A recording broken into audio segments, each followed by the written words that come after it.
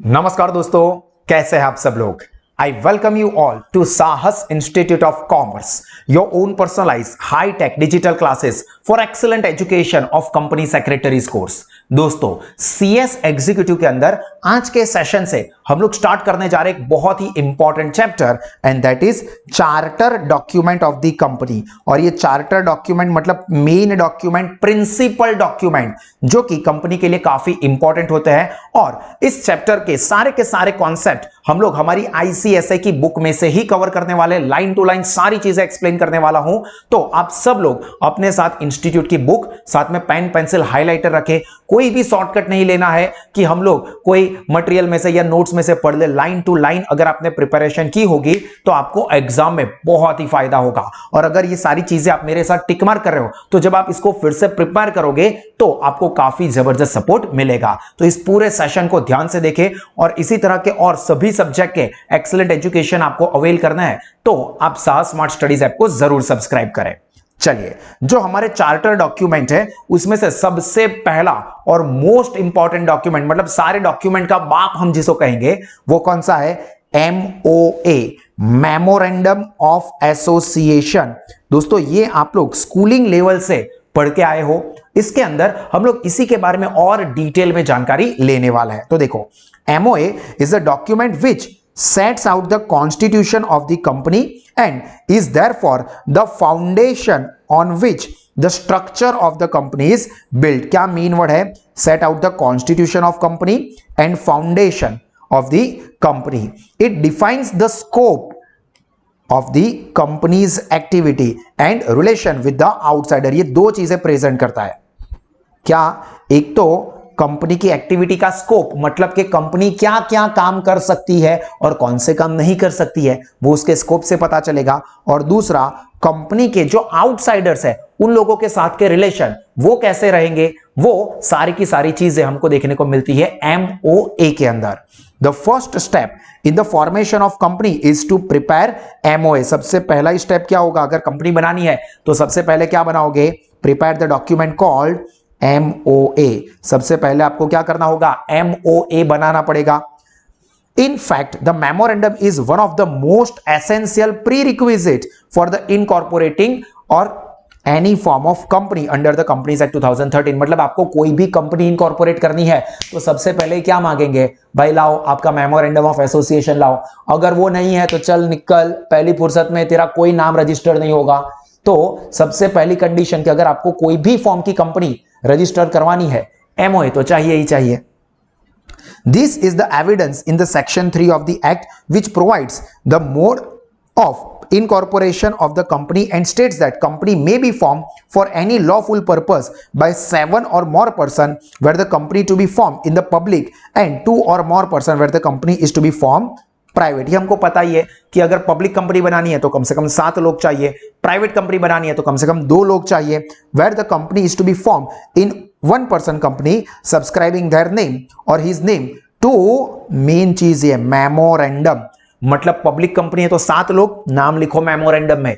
Private company है तो minimum 2 लोग, लिखो नाम मेमोरेंडम में। और ओपीसी है, चल भाई तू बैठ और लिख नाम मेमोरेंडम में। तो मतलब उनके नाम मेमोरेंडम में प्रेजेंट किए जाते हैं। तो ऑब्वियस है कि मेमोरेंडम के बिना तो आगे गाड़ी चलेगी ही नहीं। This to subscribe means to append one's signature और mark a document as approved और अटेस्टेशन ऑफ इट्स कंटेंट। ये तो कुछ काम का नहीं है। मतलब ये कि भाई आपने सब्सक्राइब किया है, मतलब कि आपने सिग्नेचर किया है या आपने अप्रूव किया है कि भाई हाँ ठीक है, मैं जानता हूं इस कंपनी के अंदर मैं मेंबर हूं, मैं अटेस्टेशन कर रहा हूं या मैं साइन कर रहा हूं या मैं अप्रूव कर रहा हूं। तो ये तो कुछ काम का नहीं है। Then, according to section 2 subsection 56 of the act, memorandum means the memorandum of association of the company as originally framed and altered।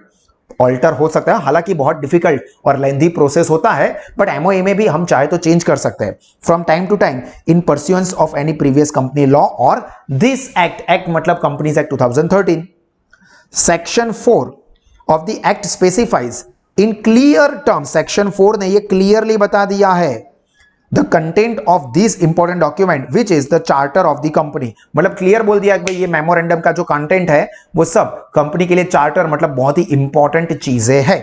and the memorandum of association of the company contains the object of the company which itself pursue, and it not only shows the object of the formation of the company but also determines the scope of its operation beyond which its action cannot go।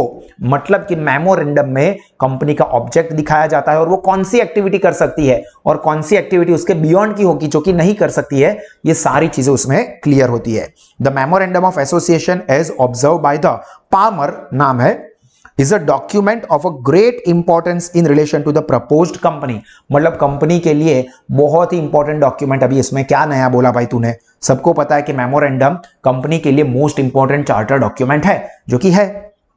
अभी इसके लिए case law है जो कि normal knowledge के लिए है, पर हम उसको एक बार पढ़ लेंगे ताकि सारी चीजें हमने line to line crystal clear की हुई हो। देखो, in the celebrated case of Ashbury railway carriage and iron company limited versus Riche, जिसमें Lord Cairns observe the memorandum of association of the company is its charter and defines the limitation of the power of the company. उसमें क्या define किया गया है? Limitation of the power, कि भाई company इसके बाहर नहीं काम कर सकती, ये तुम्हारे पावर यहीं तक ही लिमिटेड है, यानी कि उसका स्कोप दोस्तों, it contains both which is affirmative that which is negative. Affirmative मतलब हाँ ये काम कर सकते हैं और ये काम नहीं कर सकते, ये नेगेटिव चीज है, ये आप नहीं करोगे। जो नहीं कर सकते और करते हो तो उसका अल्ट्रा वायर्स कहा जाएगा, आगे हम डिस्कस करेंगे। बट अभी क्या याद रखना है कि उसके अंदर बता दिया है कि कौन सी चीजें कर सकते हैं कंपनी और कौन सी चीजें कंपनी नहीं कर सकती।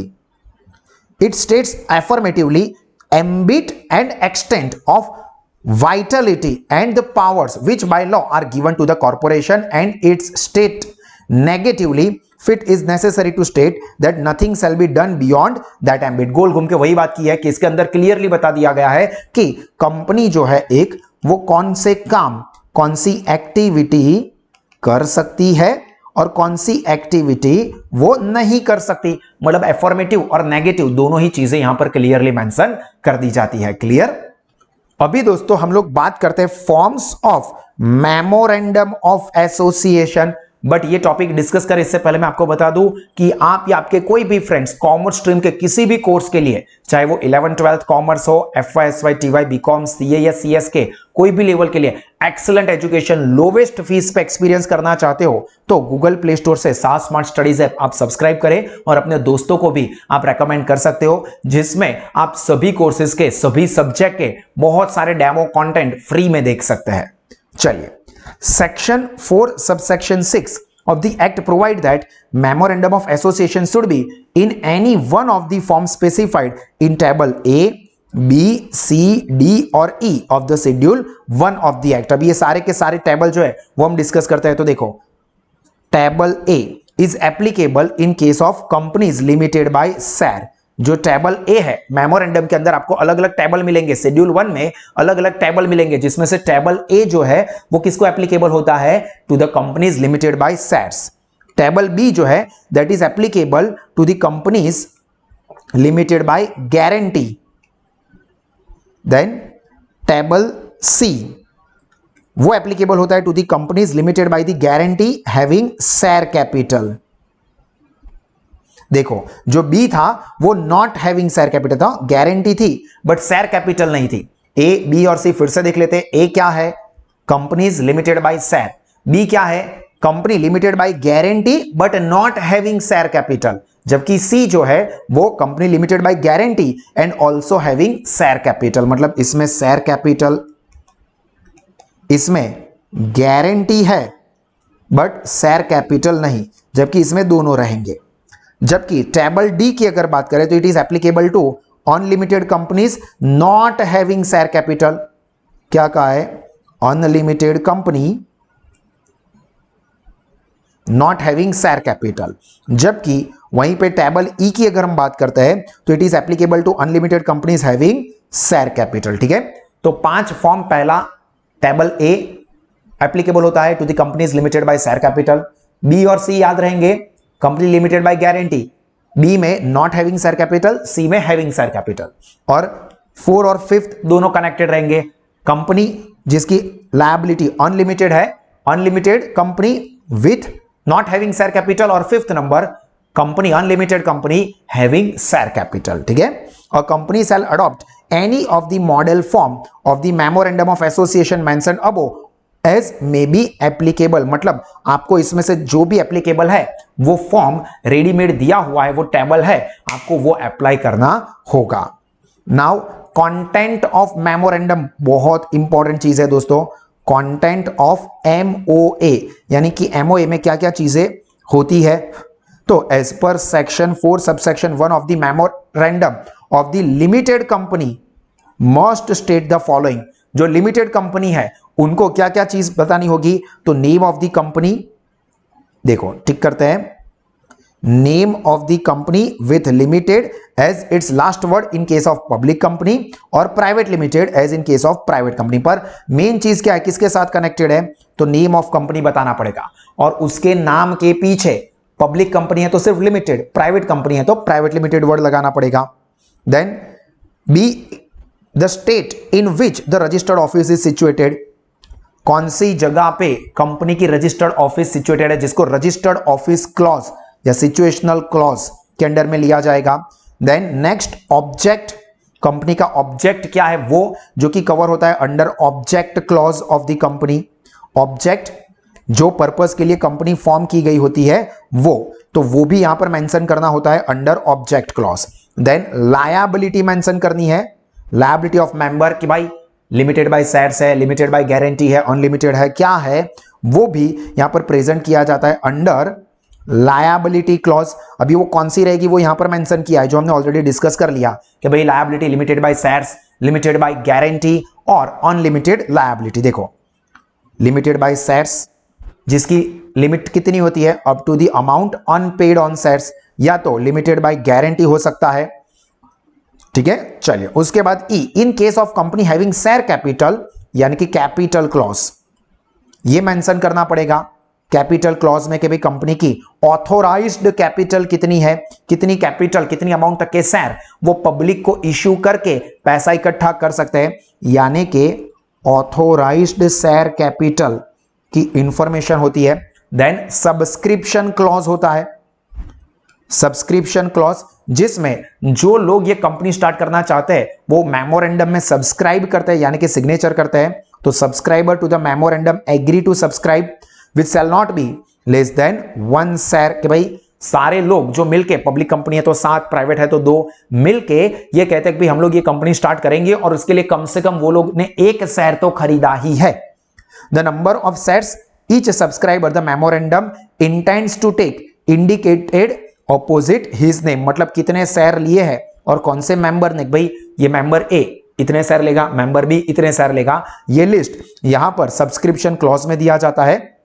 और अगर 1 पर्सन कंपनी है, 1 पर्सन कंपनी है तो name of the person who is in the event of the death of the subscriber shell become the member of the company, यानी कि नॉमिनी।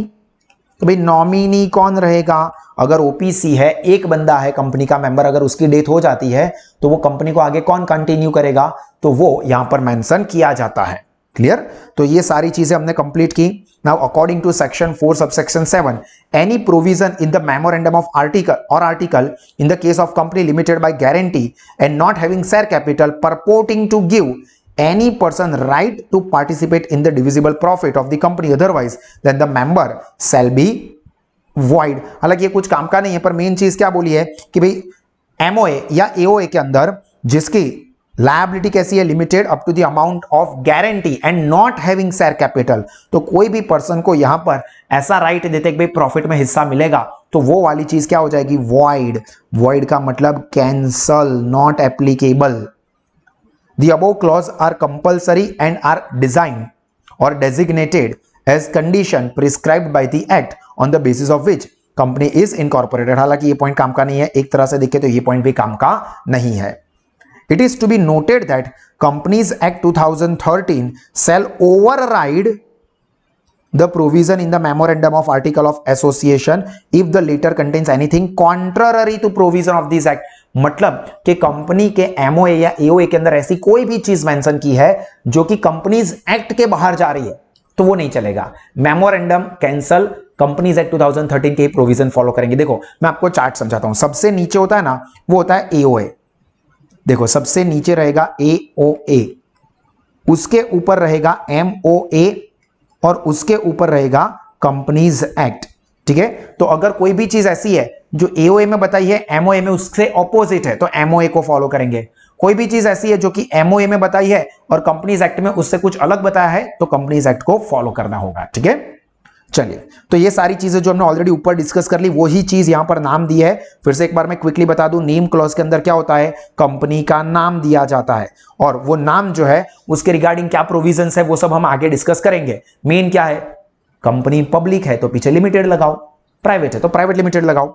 देन सेकंड रहता है situation clause, then object clause, liability clause, capital clause situated in the schedule 1। ये सारी चीजें हमने ऊपर already discuss कर ली है और अभी एक एक करके अपने को डिटेल में भी डिस्कस करना ही है। ठीक है, तो चलिए एक एक करके सारे के सारे पॉइंट डिस्कस करते हैं। पूरी एनर्जी के साथ इस पूरे सेशन को देखना। अगर ऐसा लग रहा है कि सर थोड़ी एनर्जी डाउन गई, जरा वीडियो को पॉज करो, पानी वानी पी लो, नाश्ता वास्ता कर लो और फिर से फुल एनर्जी के साथ इस सेशन को देखना है। ठीक है, तो चलो सबसे पहला नेम क्लॉज।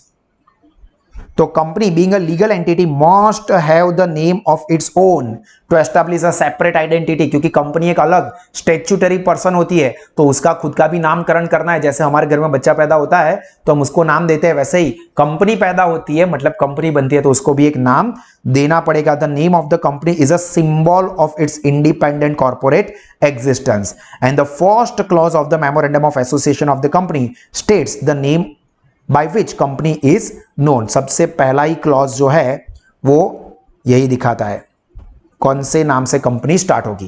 कंपनी में adopt any suitable name provided it is not undesirable. कोई भी नाम आप अडॉप्ट कर सकते हो, बट कुछ अनडिजायरेबल नाम आप अडॉप्ट नहीं कर सकते, तो यहां पर यही रिस्ट्रिक्शन दी है। देखो section 4 subsection 2, name stated in the memorandum shall not, क्या नहीं होना चाहिए, आइडेंटिकल, आइडेंटिकल मतलब सेम, विथ और resembles to nearly to the name existing, मतलब रिबॉक है, ठीक है, और उसको हम लोग ऐसा कर देते हैं REABOK, किसी को पता ही ना चले, तो ऐसा नहीं करना है। सिमिलर नाम यानी कि आइडेंटिकल नाम या रिजेंबल्स मतलब उसके जैसा ही नाम दिखे वैसा नहीं कर सकते। Will constitute an offence under the any law for the time being in force, ऐसा नाम नहीं रख सकते जो कि अनलॉफुल है, और is undesirable in the opinion of the central government, कि आप ऐसा तेरी मां का डैश डैश डैश मैं जय जयकार करूं, ऐसा कोई नाम नहीं रख सकते। ठीक है, मतलब ये एग्जांपल के तौर पे है कि यहां पर ऐसे कोई भी नाम नहीं रखने हैं जो कि अनडिजायरेबल हो, लॉ ने उसको रिस्ट्रिक्ट किए हुए हो। Section 4 subsection 3 of the act provides that without prejudice to the provision of the section 4 subsection 2 company shall not be registered with the name which contains, ऐसा कोई भी नाम नहीं रख सकती, cannot keep the name, कैसे नेम वो नहीं रख सकती, तो एनी वर्ड और expression which is likely to give impression that company is in any way connected with और हैविंग पैट्रोनेज, पैट्रोनेज मतलब affiliation relation with the central government और स्टेट गवर्नमेंट और एनी लोकल अथॉरिटी और corporation, मतलब ऐसा कोई भी नाम नहीं रखना चाहिए जिससे ऐसा लगे कि ये कंपनी जो है ना वो तो गवर्नमेंट के साथ एसोसिएटेड है, गवर्नमेंट कंपनी है, ऐसा नहीं, नाम उसका गवर्नमेंट के साथ उसका दूर दूर तक कोई रास्ता नहीं होना चाहिए। सच वर्ड और expression as prescribed in rule 8 of the companies, जो रूल 8 में मेंशन किया है ऐसी भी कोई चीज यहां पर कंपनी के नाम में नहीं होनी चाहिए। As per section 4 subsection 4 of the act a person may make an application for the reservation of name shall be made by using the web service Spice Plus। ये ऑलरेडी हमको पढ़ने में आता है, स्पाइस वाला एक पूरा सेशन, एक टॉपिक ही अलग है जिसके अंदर आपको ये पूरी चीज पढ़ने में आएगी। बट यहां पर आप चाहो तो अपना नाम रिजर्व करवा सकते हो, जो नाम से आप फ्यूचर में बिजनेस करना चाहते हो वो नाम का रिजर्वेशन यहां पर हो सकता है, जिसके लिए INC 32 फॉर्म फिलअप करना होता है। ये हम लोग इस स्पेसिफिक चैप्टर के अंदर डिटेल में डिस्कस करेंगे। चलिए ये सारी चीजें हम लोग सीधा उसमें डिस्कस करेंगे। Now section 4 subsection 5 lays down that upon the receipt of an application under subsection 4 the registrar may on the basis of the information and documents furnished along with the application reserve the name for a period of 20 days from the date of application. मतलब जब भी आप application file करते हो name reservation के लिए, तो 20 दिनों तक वो नाम रिजर्व रहेगा कि 20 दिनों के अंदर अंदर आप ये नाम रजिस्टर्ड करवा दीजिए। हालांकि जैसा मैंने कहा कि ये सारी चीजें आपको एक अलग चैप्टर के अंदर डिटेल में आती ही है, हम उसमें डिटेल में डिस्कस करने वाले हैं। Provided that in case of an application for the reservation of the name or for change in the name, application for the reservation of name or change in its name by existing company, the registrar may reserve the name for a period of 60 days from the date of approval। देखो पहले आया 20 दिन, और यहां पर अगर आपने reservation के लिए यहां पर कुछ चेंज के लिए एप्लीकेशन दी है एग्जिस्टिंग कंपनी के नाम के चेंज के लिए, तो वो 60 डेज तक रिजर्व रह सकता है। As stated above, Section 2 subsection 2 provides that the name stated in the memorandum shall not be such that it used by the company in the opinion of central government is undesirable। मतलब ऐसा कोई भी नाम नहीं use कर सकती जो कि सेंट्रल गवर्नमेंट को लगता है कि ये अनडिजायरेबल है। ऐसे नाम आप यूज नहीं कर सकते कंपनी के नाम में, ऐसा सेंट्रल गवर्नमेंट ने बोला हो ऐसे नाम आप नहीं रख सकते। A name which is identical or too nearly resembles, जो भी हमने आगे देख लिया कि सिमिलर हो या बहुत क्लोज, वो रिबॉक का REABOK कर दिया हो, ऐसा नाम आप नहीं रख सकते। Which will constitute any offense under any law, ऐसा भी कोई नाम नहीं रख सकते जो कि कोई ऑफेंस के लिए अंडर में आता है। अभी उसको समझने के लिए हम लोग केस लॉ लेते हैं, ये सिर्फ नॉलेज के लिए है, तो हम लोग एक बार पढ़ेंगे।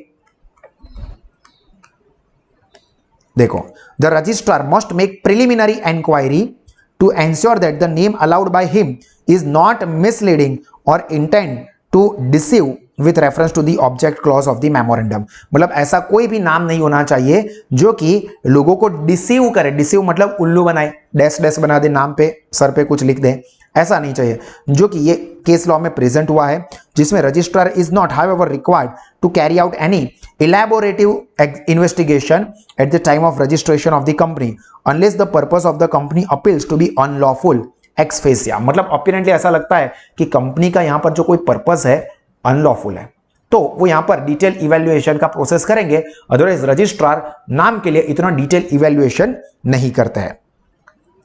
द ऑब्जेक्ट इज, मतलब ये क्यों रखा है, ये पर्पस क्यों रखा है नाम के लिए, to prevent the use of the name likely to mislead the public. ये इसलिए रखा है ताकि कोई भी ऐसा नाम यूज ना करे जिससे कि पब्लिक डैश डैश डैश बन जाए, बेवकूफ बन जाए। For example, company is not allowed to use a name which is prohibited under the emblem and names prevention of improper use. Emblem मतलब जो हमारे नेशनल एम्बलम होते हैं ना, वो नेशनल एम्बलम मतलब फॉर एग्जाम्पल अशोक चिन्ह जो है वो हमारा नेशनल एम्बलम है, तो ऐसे कोई भी एम्बलम उसका यूज नहीं करने देंगे। और suggestive of any connection with the government और state patronage where there is none.